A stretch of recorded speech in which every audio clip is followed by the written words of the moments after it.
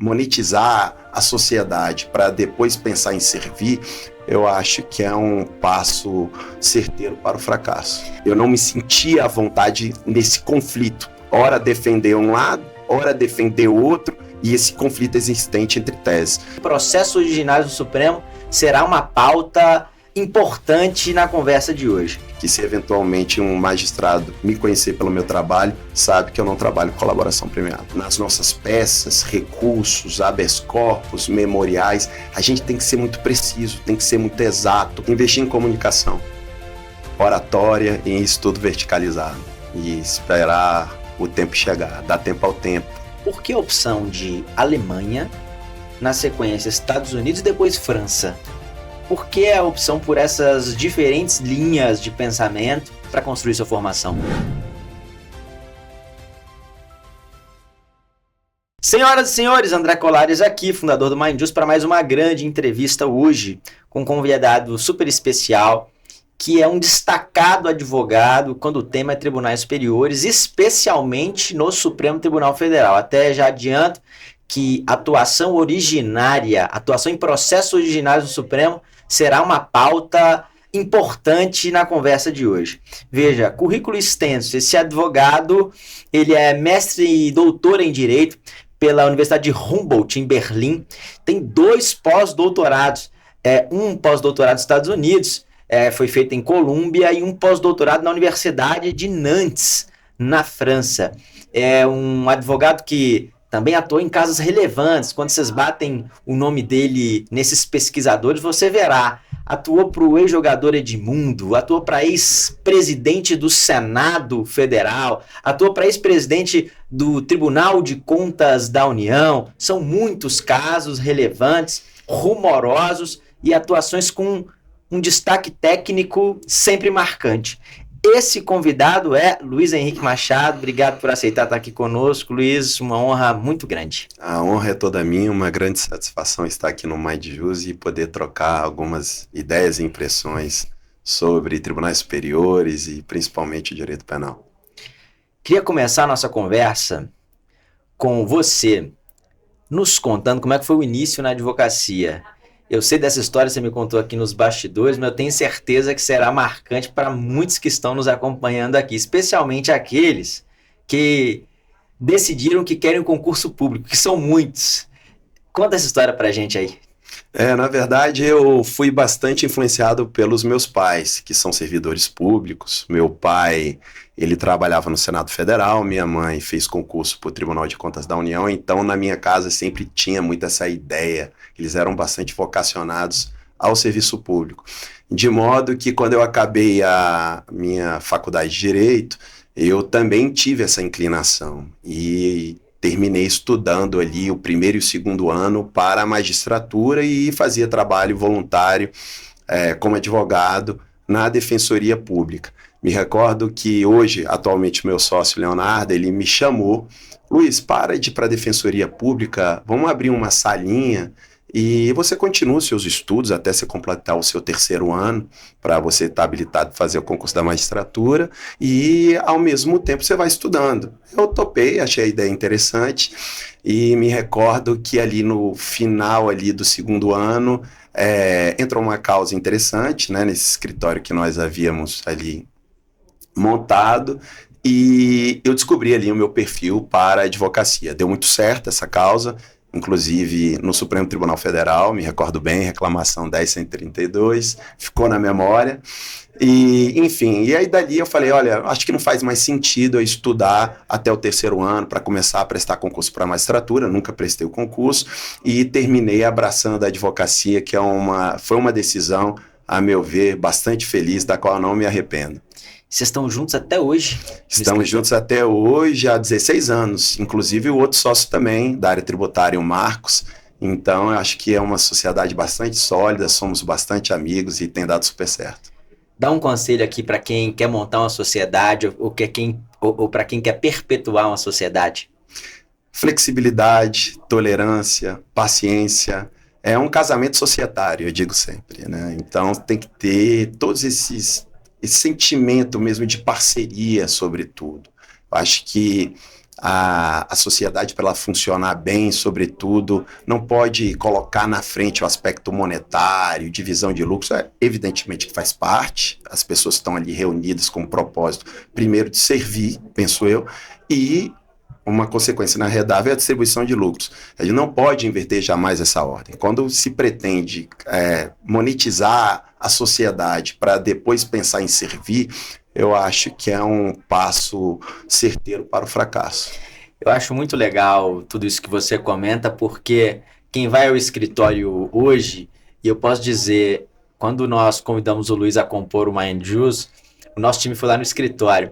E eles chegaram aqui, pô, André, o escritório é bonito, escritório lindo, na Península dos Ministros, que é uma área muito nobre aqui de Brasília, de pensar que isso começa numa salinha pequena, com um amigo convidando o outro, que estava estudando para concurso, para estudar ali e advogarem juntos, né? Então, isso é muito legal, é muito inspirador e fica essa reflexão para todos vocês. Eu quero iniciar aqui, Luiz, com um tema que foi um tema, inclusive, de destaque na sua pesquisa de pós-doutoramento da Universidade de Colômbia, que é o tema delação premiada. Certo. E eu sei que, através das nossas pesquisas aqui, que você é um advogado que advogou para delatados. Eu queria te escutar por que se dedicar a pesquisar colaboração premiada, por que a opção de advogar para delatados, por que a opção de não fazermos colaboração? Queria te ouvir sobre isso.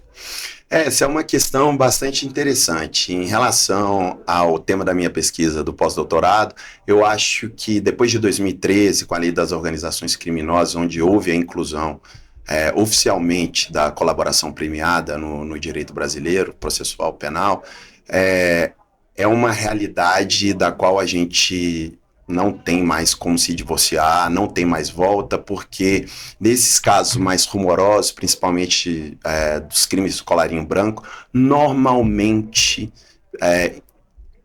aparece um colaborador que está numa situação mais delicada no processo e ele deseja realizar a colaboração. E como nós podemos fazer uma defesa a contento, uma defesa que a gente possa realmente fazer uma análise vertical de tudo aquilo que ele está colaborando e como nós podemos defender os delatados. Então eu senti essa necessidade de ir aos Estados Unidos, que ali inequivocamente é o berço da colaboração premiada, até porque nós transplantamos esse instituto jurídico dos Estados Unidos para o Brasil, que foi incluída na nossa legislação em 2013. Em 2019, graças a uma evolução jurisprudencial no Supremo Tribunal Federal, sobreveio o pacote anticrime de 2019 e que melhorou e muito a qualidade legislativa em relação a esse instituto.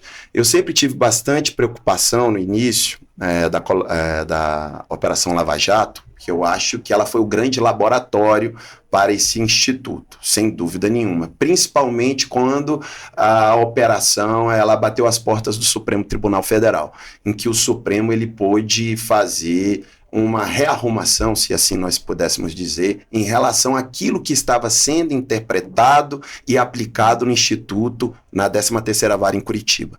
A partir do momento que o Supremo Tribunal Federal começou a se debruçar sobre a matéria, nós tivemos uma nova roupagem do Instituto. E isso foi bastante interessante, aqui me permita fazer uma consideração em relação à evolução do Instituto, porque até então bastava a palavra do colaborador para confirmar os indícios de autoria do crime.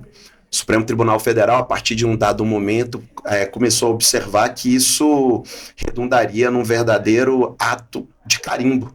Ou seja, se para confirmar a autoria basta a palavra do colaborador, sem qualquer outro elemento probatório ou corroborativo de prova, para ser mais técnico, logo o Supremo iria somente carimbar os recebimentos de denúncia. Isso, com o passar do tempo, o tribunal começou a perceber que muitos processos estavam tendo denúncias recebidas automaticamente, de modo que o Supremo começou a exigir elemento de corroboração.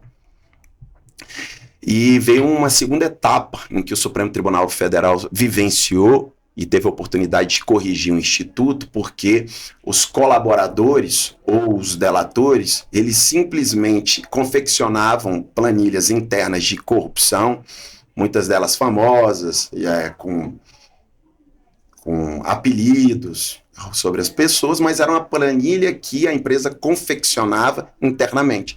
E o Supremo colocou outro freio de arrumação. Falou, olha, a sua palavra, com esse elemento de corroboração, que é uma planilha confeccionada internamente na empresa, isso para a gente não vale. A gente precisa de elemento de corroboração externo ou exógeno. Ou seja, a gente precisa de uma comprovação que o operador, para aquele dado parlamentar, conforme está na denúncia, ele, na verdade, viajou até uma dada cidade, então preciso do bilhete de avião, da hospedagem, eu preciso das herbes para saber se realmente ele estava no local, ou seja, elementos de corroborações externos para poder abalizar um recebimento de denúncia. Então, o Supremo evoluiu bastante em relação a isso, de modo que conferiu inequivocamente maior segurança jurídica ao recebimento da denúncia, quando se trata de delatores que colaboram com o Ministério Público para o momento de oferecimento da denúncia. E respondendo agora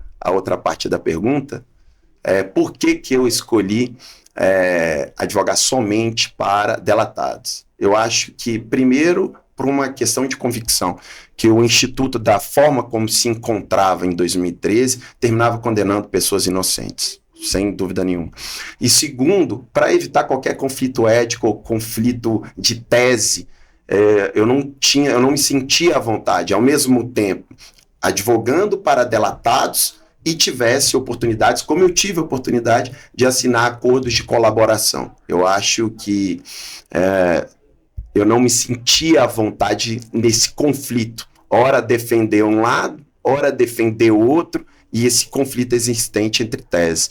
De modo que eu acho que foi uma decisão bastante acertada. Eu não tenho a menor dúvida que, se eventualmente um magistrado me conhecer pelo meu trabalho, sabe que eu não trabalho com colaboração premiada. Muito bom. Para fazer essa advocacia de teses, essa advocacia de refino, essa advocacia muitas vezes que trata de clientes que são pessoas públicas, na sua visão, é necessário caminhada acadêmica?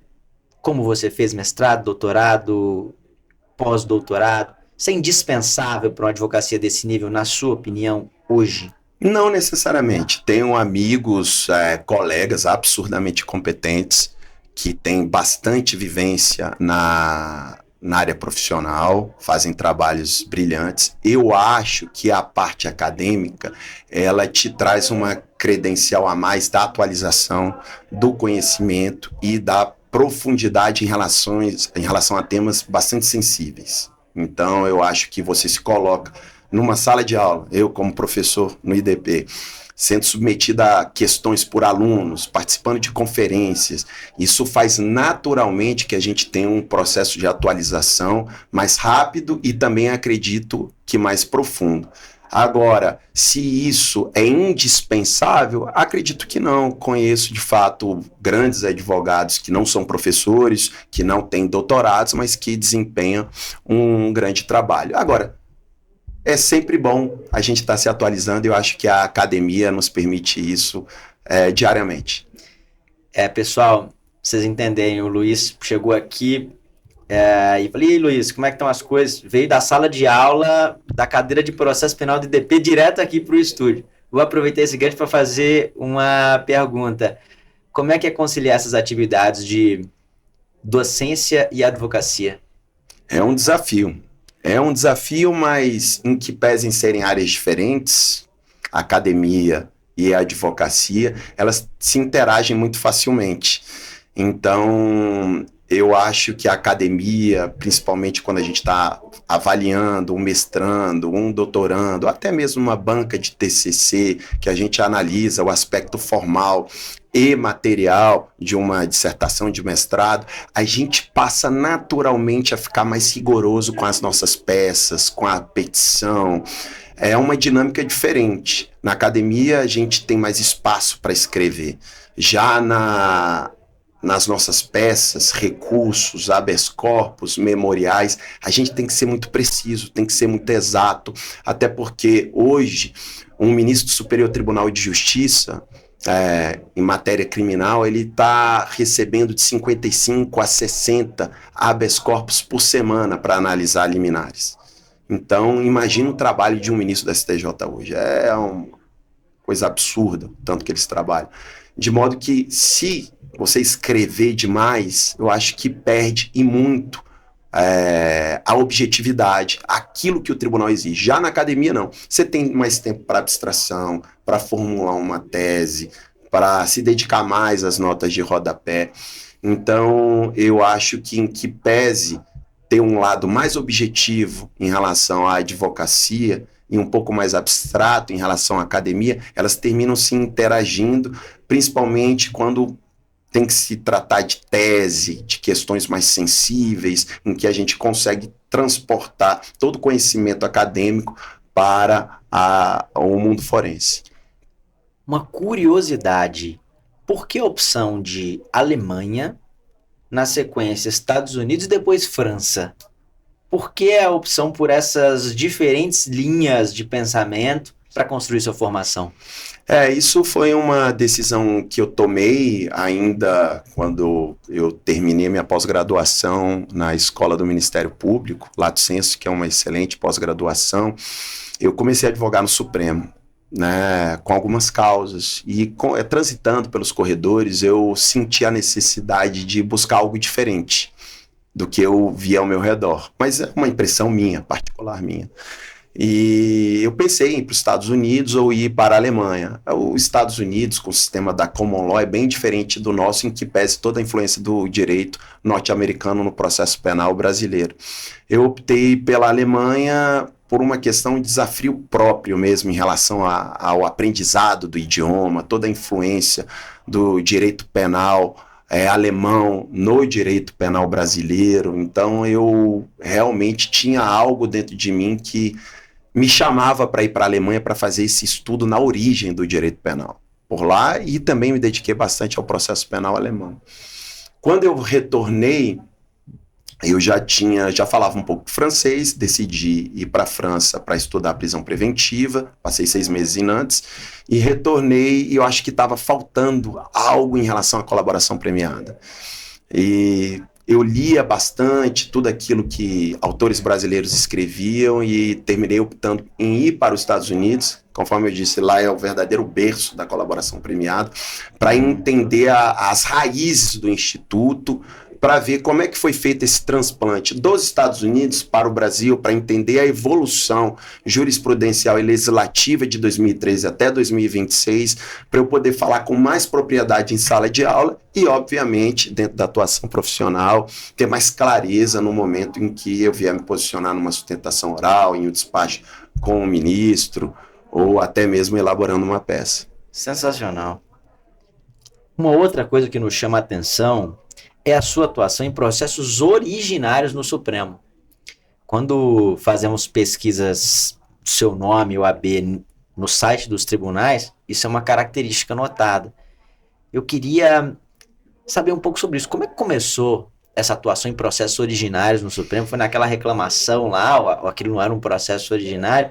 E por que você acredita que a sua advocacia se desenvolveu tanto nesse rumo de uma advocacia em muitos processos originários no Supremo Tribunal Federal? Essa é uma pergunta interessante, porque, na verdade, pelo fato de eu ter nascido aqui em Brasília e, enfim, terminei desenvolvendo todos os meus laços de amizades aqui na capital, a gente também recebe muita indicação de advogados, colegas, que atuam também no Supremo Tribunal Federal.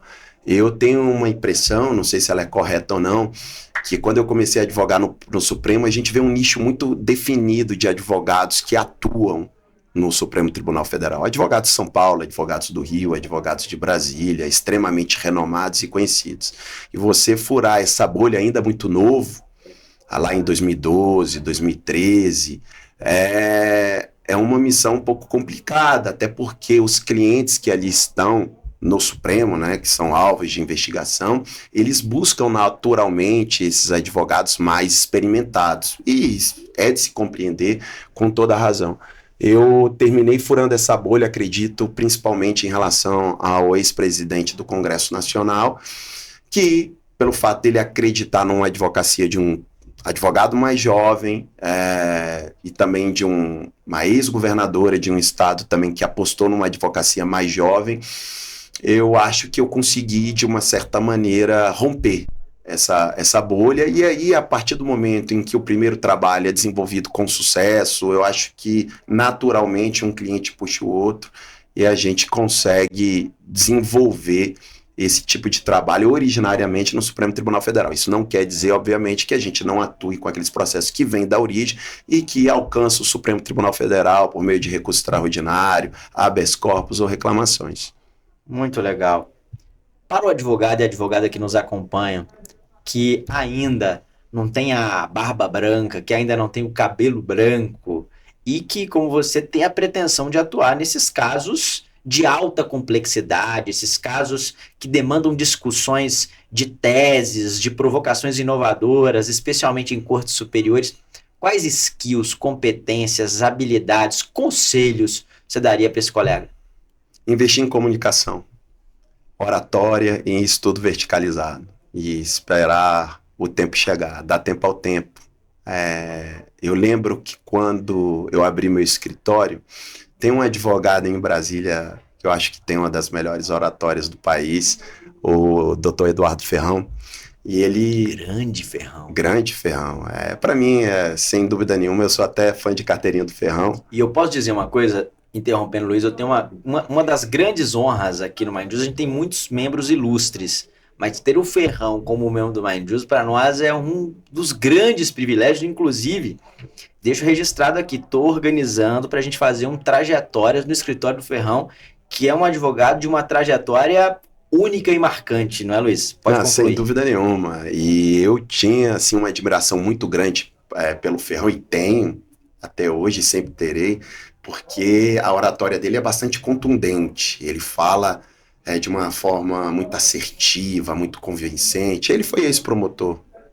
E ele, logo no início, quando eu abri o escritório, ele me convidou para eu trabalhar no escritório dele. E aí eu fiquei um pouco balançado, eu vou, eu não vou, trabalhar com o Ferrão, uma baita oportunidade. E aí eu terminei optando em seguir carreira solo. Eu não me arrependo, apesar de, obviamente, seria um privilégio trabalhar para o Dr. Ferrão, mas eu acho que foi uma decisão acertada, porque eu pude construir o meu próprio nome e inúmeras oportunidades depois apareceram e eu pude fazer a defesa do meu próprio nome na advocacia, não trabalhar para uma outra pessoa.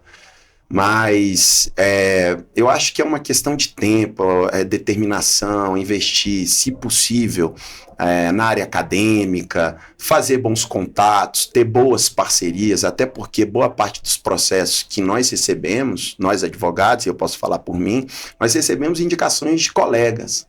Então, ter laços bem atados, né, em relação aos colegas, boas parcerias, demonstrar competência, investir em comunicação, saber como fazer uma boa sustentação oral. Hoje a gente vê que as sustentações orais estão presentes nas redes sociais. Então, qualquer furo que você der, eventualmente, numa sustentação oral, isso repercute negativamente, como também o efeito contrário também acontece, repercute também positivamente. E é o seu trabalho sendo analisado por milhares e milhares de juízes virtuais que estão analisando a forma como você fala, o português que você utiliza. Então, eu acho que a comunicação, seja da sustentação oral, em relação a como você explica o caso para o seu cliente no seu escritório, ou então até mesmo num bate-papo, no momento que se vai despachar um processo com o ministro, a forma como se expõe o caso, como se explica o direito, os fatos, ela passa a ser absolutamente decisiva. Eu acho que aqueles primeiros 15, 30 segundos, eles são decisivos para captar a atenção ou não. Muito bom. Você, Luiz, Como você buscou e busca adestrar sua comunicação? Eu falo muito sozinho. Eu acho que, principalmente antes de despacho, sustentação oral, no momento que eu estou indo para o tribunal, eu falo em voz alta, eu procuro pensar em pontos do processo em que vai chamar a atenção logo dos primeiros 10 a 15 segundos do magistrado. Do contrário, se você perde esses segundos iniciais, termina perdendo a atenção ou passa a ser um despacho que não é muito interessante. Então, eu tenho, assim, como um método de trabalho, no momento que eu saio do meu escritório até chegar ao STJ, ao Supremo, eu passo por uma revisão mental do processo, como é que eu vou introduzir o caso, não que eu fique fixando palavras na minha cabeça, mas do que eu vou falar. Então, até porque tem alguns ministros que às vezes estão mais apurados, mais apressados, em razão da agenda, que é extremamente corrida, e tem outros, às vezes, que te recebem com mais calma. Então, eu sempre procuro formatar uma fala em que o ministro tem pouco tempo para me receber. Porque a pior coisa que tem na minha avaliação aqui em Brasília é quando você quer explicar um caso, você acha que o seu caso é único, quando na verdade não é, porque ele está com inúmeros processos para serem avaliados, tem uma agenda extremamente dilatada e o ministro bate a mão na perna, estende a mão e encerra o despacho, porque ele tem outros afazeres tão importantes quanto o seu processo. Então eu acho que a partir do momento que você formata uma fala curta, precisa, para entregar um memorial também extremamente objetivo, você já está preparado para o pior. Se eventualmente ele te conceder mais tempo, aí a conversa fica mais prazerosa, obviamente, aí você tem mais tempo para poder estender. Mas sempre está preparado para o pior, menos tempo possível, porque você não sabe o que vai acontecer no despacho. Muito bom. Sobre sustentação oral, até você comentou essa coisa das redes, é tão verdadeira. Nós monitoramos as sessões do STJ Supremo ao vivo e fazemos uma atualização em tempo real. E também, quando notamos a atuação de grandes advogados, especialmente os que caminham conosco, nós repercutimos isso como sendo um exemplo de boa atuação para os demais. Outro dia a gente publicou uma sustentação no STJ, o advogado até mandou mensagem, falou, André,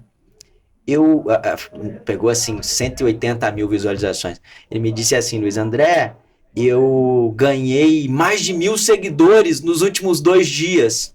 É esse impacto que você diz. E faço esse gancho para perguntá-lo também nesse sentido, dessa prática que é importantíssima, especialmente nas cortes superiores. Sustentação oral. Como você, Luiz, se prepara para uma sustentação oral? Eu acho que, assim, questão fundamental, saber cada vírgula do processo. Eu me lembro quando eu estava fazendo a atuação do ex-presidente do Congresso Nacional, e era um recebimento de denúncia do ex-presidente do Congresso, no plenário do Supremo Tribunal Federal. E o saudoso ministro Teori Zavascki, ele recebeu a denúncia contra esse ex-presidente por uma nota de rodapé. Ele mencionou isso no plenário do Supremo. Recebo a denúncia, estou em dúvida, tenho dúvidas sinceras sobre o recebimento ou não, porém, de acordo com a nota de rodapé X,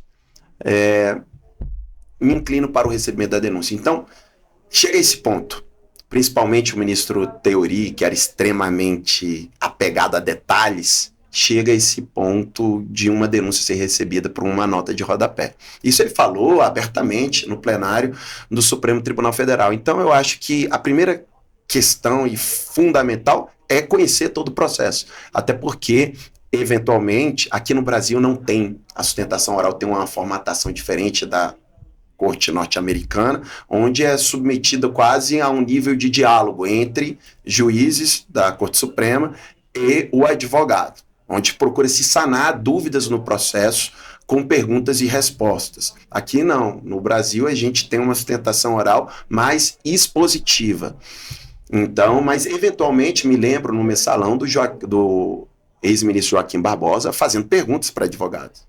Isso eventualmente ocorre, não com muita frequência, mas termina ocorrendo. E seria absolutamente constrangedor o ministro fazer uma pergunta sobre algo no processo e o advogado desconhecer. Então, acho que a plataforma base é conhecer o processo do início ao fim. O segundo momento é não perder, e volto aqui a insistir nessa questão, os primeiros 50 segundos. Os primeiros 50 segundos são fundamentais, porque se você não fizer o hook, o gancho, como os americanos falam ali, para prender a atenção do ministro, dispersa. Isso não é bom.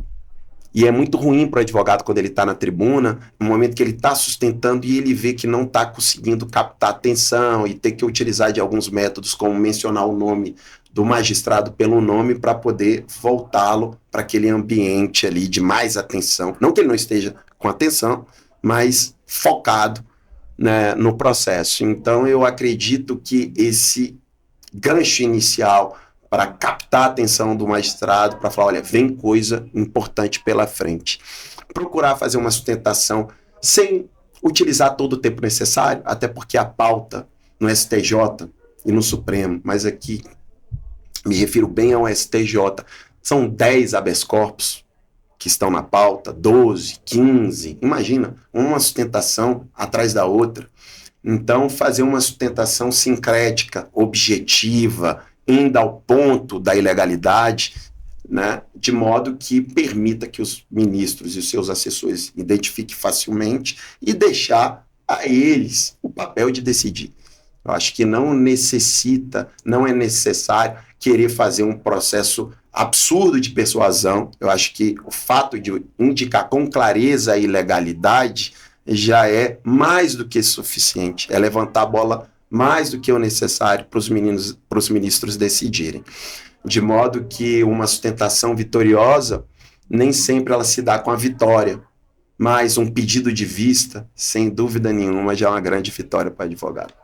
Muito bom. Caminhando para o final, Luiz, te pergunto, é possível fazer advocacia no nível que vocês fazem, essa advocacia de casos complexos, teses, com volume de casos? Difícil. Eu, lá no escritório, eu trabalho hoje, apesar do nosso escritório hoje, em todas as áreas, nós temos 15 advogados que trabalham em 3 sócios. Eu, na área penal, eu mantenho mais 2 advogadas. Eu não consigo trabalhar com muitas pessoas, fazer advocacia penal de massa. É diferente da área trabalhista, da área civil, da área tributária. São casos muito especiais, processos absurdamente volumosos. Eu me lembro que um dos processos da Operação Lava Jato, não tinha nem sequer denúncia recebida. Eu trabalhei 47 volumes. Cada volume ali variando de 300 páginas. Imaginando uma quantidade enorme de documentos, em que eu trabalhava com mais 2 advogadas.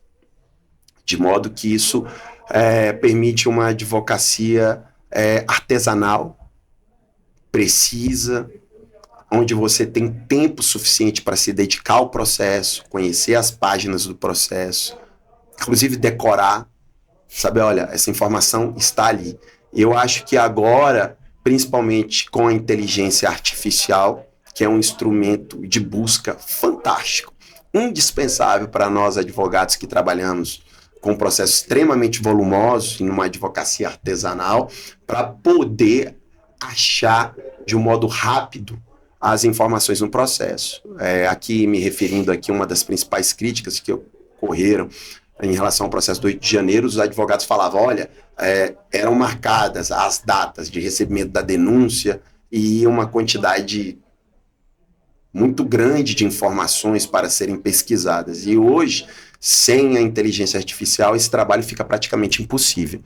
De modo que uma equipe bem treinada, não precisa ser grande, mas uma equipe que trabalhe com a inteligência artificial, e aqui eu falo no sentido de buscas de informações, reduz bastante o tempo de modo que propicia a nós uma advocacia mais exata, mais precisa, mais objetiva e que a gente consegue cumprir os prazos com mais facilidade. Então, eu acho que essa advocacia de massa hoje no penal, eu vejo com muita reserva.